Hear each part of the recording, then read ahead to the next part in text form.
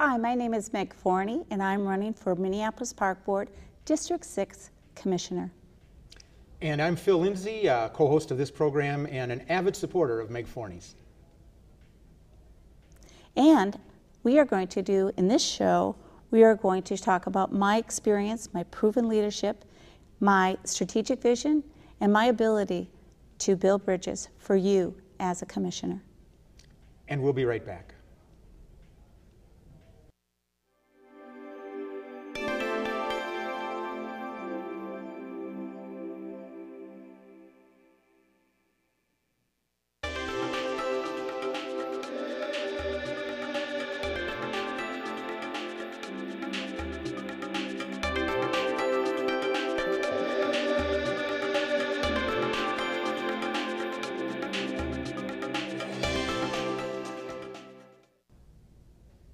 And we're back. We're talking with Meg Forney, candidate for Minneapolis Park Board District 6.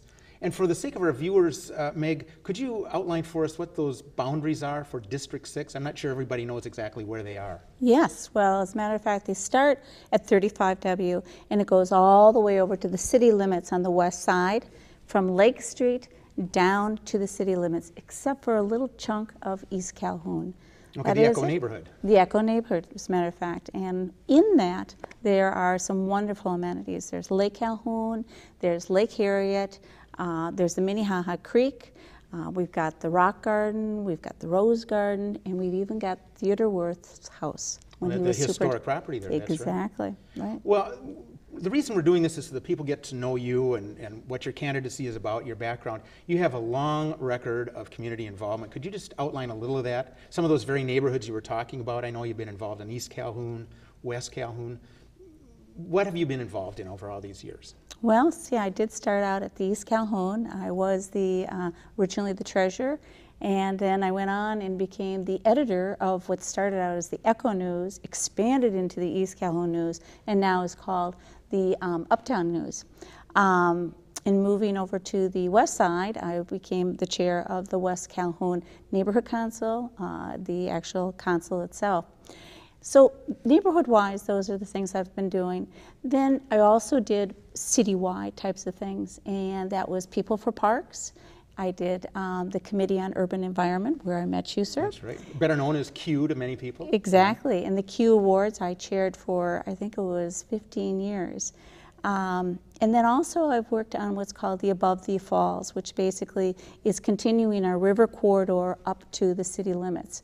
So I've done site-specific or like the Lake Harriet Bandstand. I also worked on the fundraising for the bandstand's benches and for its sound system, but as well have done these broad city-based things such as Above the Falls. And well, you've had some experience in NRP as well, isn't that right? Yep. With your neighborhood organization? Yep, I was the chair for the West Calhoun and very proud of the projects that we did there. One of them is actually Calhoun Commons. The street amenities there were brought to you by the West Calhoun NRP. Oh, that's a great amenity. That's wonderful, yeah. Mm-hmm. People for Parks. Now, could you describe briefly what that is as an entity and what it exists to do? People for Parks started out actually as a private or separate fundraising arm for the park board to be able to add value to amenities. We did the lighted signs in the rec centers. We did the sound system, as I indicated. Daffodils in the parks, the naturalized daffodils. I know you also did something that I thought was pretty pivotal. You started reaching out to suburban users of our park system, especially in southwest Minneapolis. Definitely. What we found is that the majority of the people who were donating to People for Parks actually were suburban users.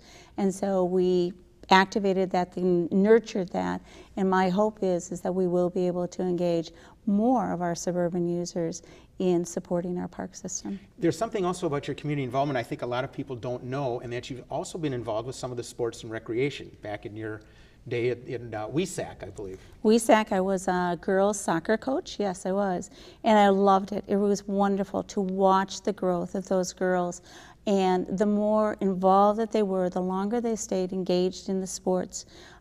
really you saw their successes definitively in their school, and they continued, a lot of them continued through college and afterwards in their sports as a result of that experience. Well, in just a moment, we're going to start bringing out some guests to talk about other things.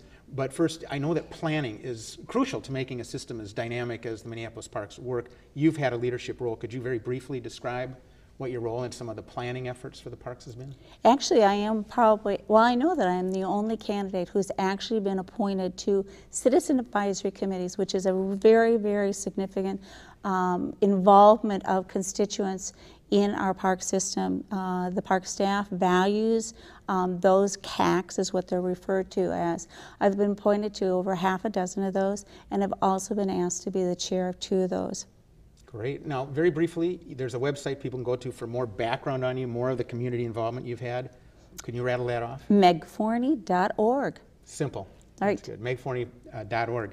Well, we'll be back in just a moment with our first guest, Harvey Feldman, but first, take a look at this.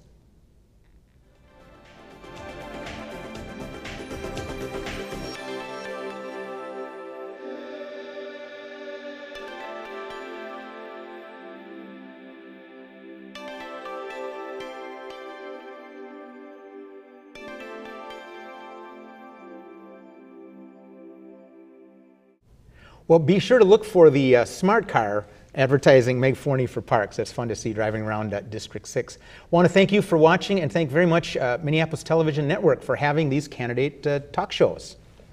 And I want to thank you, Phil. You've been by my side for many years on Q, etc. I want to thank Mark and Harvey, who are here as guests today.